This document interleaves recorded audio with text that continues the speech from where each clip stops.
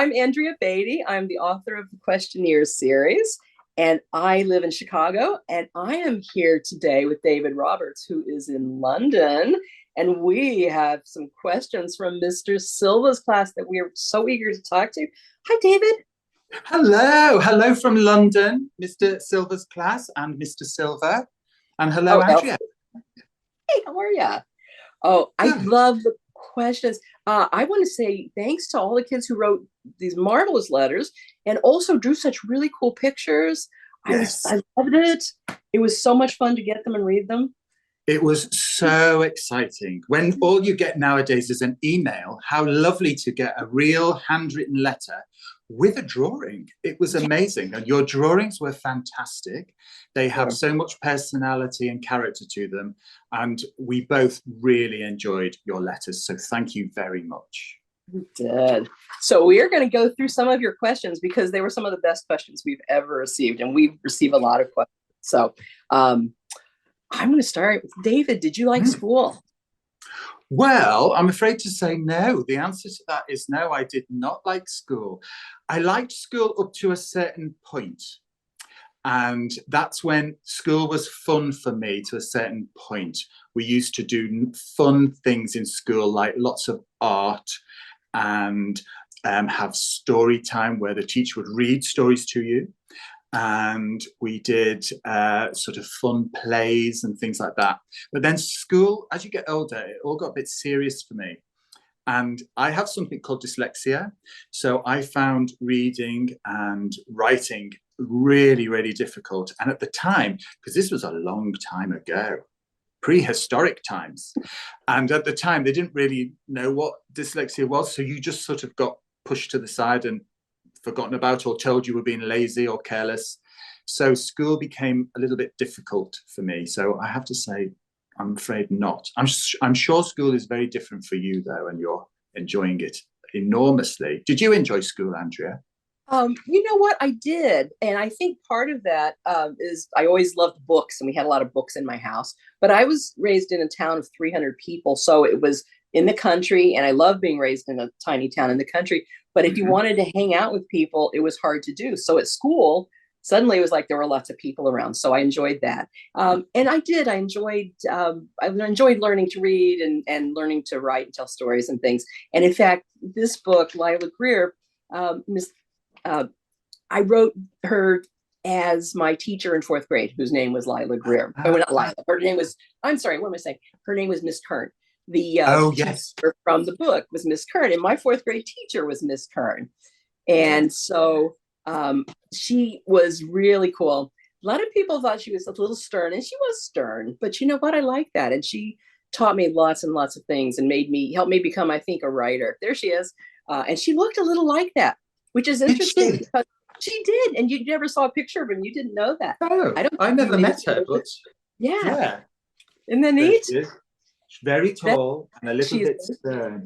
Yeah, but my teacher wasn't as well dressed. I'm sure she was like fine. Was fine. No one's quite as well dressed as the characters that you draw, David. Oh, well, I do enjoy drawing all things like the clothes that people wear, the hairstyles that they have. I also think about like what music do they like. I always think, oh, what music would this character like, and what poster would be on their bedroom wall, and that's how I sort of come up with the personalities to the characters. So they're like people, aren't they? Yeah, they're real people. To us, they're real people. Yeah. They're. So, Andrea, I have a question for you. Why did you write this? You are a grown-up, Andrea. I didn't know that. Did you know that? You are a grown-up now. So how do you remember things from long ago? I think there's a bit of shade in that question. I don't know. So I'm 62 years old, which is funny for me. I know. How did that happen? And so it has been a long time since I was a little kid. But one of the things I've discovered is about people who write books and illustrate books. It doesn't really matter how old they are. It's like we all still have retained, even if we don't retain the exact memories of things that happened when we were kids, we still remember the joy of being a kid or some of the other emotions. Sometimes it's really hard, and sometimes it's sadness or loneliness or whatever. we remember experiencing things like that and through our Yes. childlike senses. And one of the things I always tell people, and I think it's true, I think it's because we've also read books our whole lives and been like connected to art, and those things help keep that sensation alive in you, even when you get really old, like a 62-year-old lady. How can a person get that old? Oh my gosh. So yeah, and I wrote this book because I wanted to learn more about and figure out who Lila Greer was, because David introduced us to her as a kid in the illustrations of Iggy Peck, Architect. And she's, yeah. So here she is as the teacher, but we see her as a little kid and she has this big bun. And I'm always been really curious about it. And by the way, I'm in Chicago, and that is the scene from Chicago that David put in the illustrations because I live here, and David's in London. So yeah. Yeah. Right. What's our next question? Oh, I got one. This is a good one. Go on. All right, this one's for you, David. Why does Lila have a bun and not long hair? That's a good question. Now, this is an interesting question because she does have long hair, but it's up in a bun. So she has both. And she gets to choose, doesn't she, what she wants, whether she wants her hair long or whether she wants to put it up in a bun.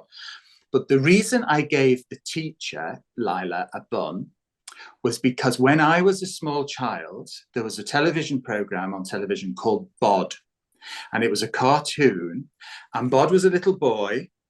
And he had an ant called Aunt Flo. And the drawing of Aunt Flo, she had this tiny little ball of hair on the top of her head. And it looked like she didn't have any other hair at all, just this tiny little ball of hair. And I was completely obsessed with this drawing of this. I was thinking, how wonderful to have this little ball of hair on the top of your head. And why would you wear your hair like that? And it fascinated me. So when I come to draw the teacher of in Iggy Peck, which was our first book together, I thought, well, what sort of hairstyle shall I give the teacher? What would she look like? And I thought, oh, I'm going to make her look like Aunt Flo from Bod. But instead of a tiny little bun, I thought, we need to go big. So that's why she's got a big bun of hair on the top of her head, a big ball of hair. I love it. For more drama. I love that no matter what size she is in your illustrations in this book, the bun is always the same size. And I thought it's a life. Chef's kiss. Yes. Always the same. But it comes from Aunt Flo from Bod. I wish I had a picture of Bod to show you, but maybe you could find it if you look for Bod. It was a television program in the 1970s. I think it came from a book from the 1960s, actually. But it was a funny little cartoon, and I loved it. That's hilarious. I love it. I love it. All right. What's another question? Okay. Oh, Andrea, this is a good one for you. Okay. How do you know what the ending will be when you write your books? You know what? That is, and I will say that it's different for every book. So the way I like to think about writing a book is sort of like taking a trip. I know I'm going to start in Chicago and I'm going to go to Los Angeles. I don't know exactly how I'm going to get there, but I know where I'm starting.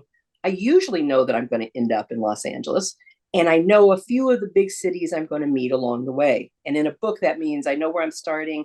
I know some things that will definitely happen. But then when I start writing it, sometimes the driving is like, woo,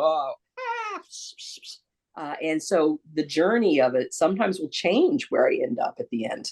So I don't always know. And sometimes I have no clue where it's going to go, where it's going to end. And it's like getting in the car and just driving and seeing where you end up. So it differs book to book. And do you ever write an ending that you then change completely to a totally different ending? Yes. Oh, and really? Sometimes I'll start a book and I think I know exactly what it's about. And then the more I dig in and get to know the characters, they tell me, like, no, that's not what this book is about. And then I have to follow what they want to do. So I become more like a reporter, writing down what I see these characters or imagine them to do. And that's kind of the best. At times, though, do you sort of fight with that a little bit and think, Oh, no, yeah. I want the ending to be this, I want it to be this, and then, but the character is saying, but no, my ending is different. And so you have to kind of let your ending go and you embrace the new idea for an ending. Exactly. Yes, I do exactly. Because when I don't do that and I try to say, no, this is the ending, it doesn't ring true. And then when you read it, you're like, that's not satisfying. That doesn't. Does that happen with you with illustrations? Yeah, it does. Sometimes I get this initial idea in my mind of what I'm going to draw, and that's become so sort of fixed in my head that when I start drawing it and it's not quite working, and I know it's not working, but I still sort of go push through and think, I've got to, it is this, I've got to make it work, and then something will change, or I'll see something and I'll think, I think it should be that. I think it, and it's sort of like, and it's hard to let go of it at times because you've become so fixed in your mind that this is the way that this picture should look, and then you have to sort of step away from it and then say, no, the picture is telling me it needs to look a different way. So yeah, it's interesting, isn't it? It is. You know what I've learned to do, and this has helped me get through, because I always have to do that. It's like change something, and I've written something that I think is the most perfect set of words ever written. What I do is I say, okay, I'm going to just take it out of what I'm doing now and just put it over here.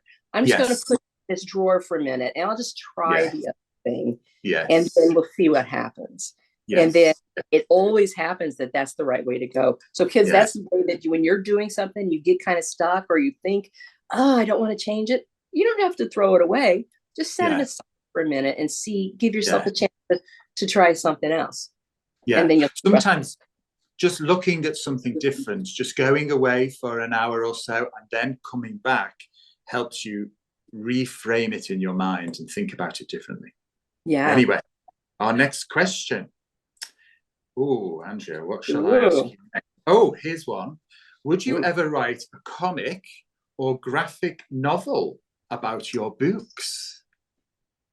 Oh, golly, I don't think I can answer that question. I don't think that's a question we can say a word about. Yeah, it's interesting because one thing we can say is that we did do a little bit of a comic inside Aaron Slater and the Sneaky Snake. Do you have that book? I do. Andrea wrote this sort of, it was the idea that the character of Aaron had made himself this comic about this snake, which is called the Sneaky Snake. And the snake is a detective, and it's called Detective Danger Noodle. And we decided to turn it into a comic inside. So it's like a little comic, but it's inside the book. You can see it. Yeah. So you won't be able to read it now, but here he is, and David keeping a hat. So he's a master of disguise. He's a master of disguise, yeah. So hilarious. Yes. So that was an awful lot of fun. So I think I can say anything more about. Okay. Except that I do love a graphic novel. I'm gonna just say it. Comics. Okay. Question. Oh, David, what do you do when you're not illustrating or writing or doing things? Well, I just sit in the chair listening to music sometimes, because I like to just be quiet and just listen to music and just not think about things. But I love knitting, so I do a lot of knitting. I like knitting hats mostly because I used to make hats. That used to be my job. Never did knitted hats, but I used to make big, wonderful, extravagant hats made out of all sorts of lovely things. And I also like sewing, because when I was a little boy, one of my favorite things to do was to sew little toys for myself and make little toys. So I love sewing. I love making something out of something flat. You create something three-dimensional. That to me is sculpture. Like sculpture, yeah. But sculpturing with fabric. Yeah. Yeah, I love that. Yeah. Yeah. Oh, that's fantastic.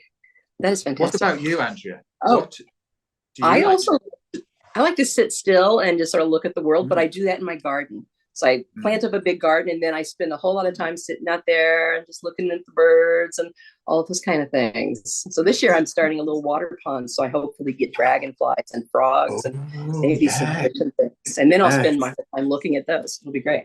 Yes. So next time you see me, I'll be sitting and looking at that. Yeah. Lovely. It's fun, but you know what? I think sitting still helps me think because Think- all the time I'm sitting there, my brain is still thinking of stories. So that's Yes. one thing for kids, like go and be outside and just try not to Yeah. think about a story. And guess what? They'll sneak into your brain and they'll get Yeah. you. Yeah. Oh, David, here's a good question. What other profession would you have if you didn't do what you're doing now? If you weren't an illustrator? Well, when I was little, the thing I wanted to be was a costume designer. I wanted to make costumes for films and theatre and television, and particularly, I think, historical costumes. And so a few years ago, I decided to treat myself and I went on a course to learn how to make Elizabethan ruffs. Cool. And so if I wasn't doing children's books illustrating, I perhaps like to think that I was making Elizabethan ruffs, perhaps just for myself. I love that. Wow. What about you, Andrea? What would you be doing? You'd I'd be be a a Zamboni. scientist, wouldn't you? No, I'd be a Zamboni driver. The Zamboni is Oh, the thing that clears the ice in an ice skating rink. That's what I ah, do. That's my secret ambition. I really want to do that. Yeah, I that's don't a know. wonderful thing to do. And I then do could, you get to be the first and only person on the ice rink? yeah, and I can't ice skate, so that's really the safest way for Oh, me to be on the oh ice. yes, yes, So, yes, yeah, yes, but in a it's big safe for vehicle. people. Yeah, that's true. Well, who knew? Oh, That's what we oh, might find ourselves doing. well, maybe we will. That would be grand. You could give me Mm. a costume. We Yes, a you. ruff. You can do it in an Elizabethan ruff. I totally want to do this. This is Mm. we're not writing any more books, guys. We're done. We're gonna do I don't know if the world will be glad or sad. Okay, David, this is important. And I love this question. Do you have a sketchbook of all the characters that you have created? Now, this is a really interesting question because the answer is no, actually. But it's such a good idea that it makes me want to sort of make a sketchbook of all the characters that I've created. I can remember one time, a few years ago now, it was while we were working on Rosie Revere Engineer. I came to live in New York whilst I was making that book from the UK. And one of the things I loved to do was to just watch people as they were walking past. So I might sit in a coffee shop and watch people. And I did start drawing people that I saw interesting people. So I got a little sketchbook together of people the streets of New York, but I don't have a sketchbook of the characters from my books. So it's a really, really good idea. And maybe I'll start to do that because that sounds like a fun thing to do. And also, you can go back through the book and remember what characters you've drawn because sometimes I completely forget about characters that I've drawn and what they Yeah. look like. So it's a good be a good reference material. Yeah. Yeah. I actually do that with books, things I've written, and I Yeah. put them in a drawer and forgotten about them. And I come back and I'm like, oh, that's really good, or oh, that's terrible. And Yeah. I have no memory of them. Yeah. That's okay because my brain moved on. Yes. Oh, well, thank you for all of these wonderful questions. We've had fun answering them, haven't we, Andrew? We have. Thank you, Mr. Silva, and your marvelous Thank you, class. Mr. Silva, for writing to us. Yeah, keep reading. And if you need something to read, and I just wanted to tell you, it's a big election year here. So I hope you guys will check out these two books because this is about voting and this is about the conversation that's going around about what happens when people ban things, in this case, snakes at the zoo. And I think they will help you understand sort of what's going on in the world. And I think that's one of the best things about books. So I hope you guys will do that. And anyway, oh, wow, that was fun. Thank you for letting us talk to you. Yeah, thank you for letting us come into your classroom digitally and talk to you today. We've really enjoyed ourselves. Yes, and Thank thanks you for your so much. letters. Bye.